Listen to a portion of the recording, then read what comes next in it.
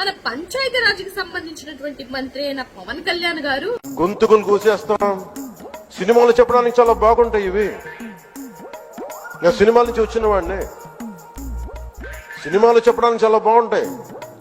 నిజ జీవితంలో అవి నమ్మి మోసపోకండి.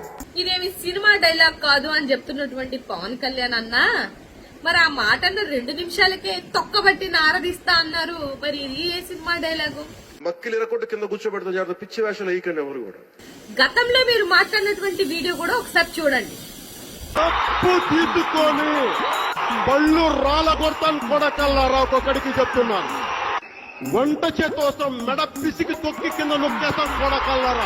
మరి ఈ వీడియోలో ఒంటి చేత్తో గొంతు పిసికేస్తాను నా కొడకల్లారా అని చెప్పు చూపించారు కదా, మరి అవేంటనియా ప్రవచనాలా?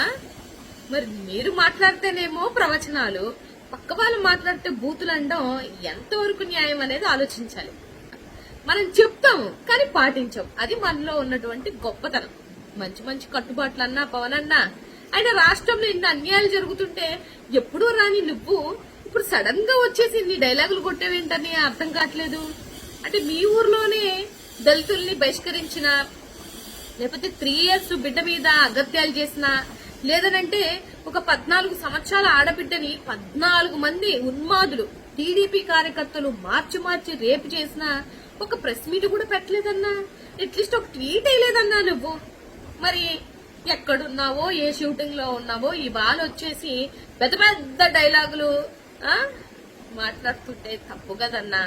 కాస్తన నీకు ఇచ్చిన పంచాయతీరాజ్కి, ఆ మంత్రి శాఖకి న్యాయం చేయాలని నేనైతే మనస్ఫూర్తిగా కోరుకుంటున్నానన్నా.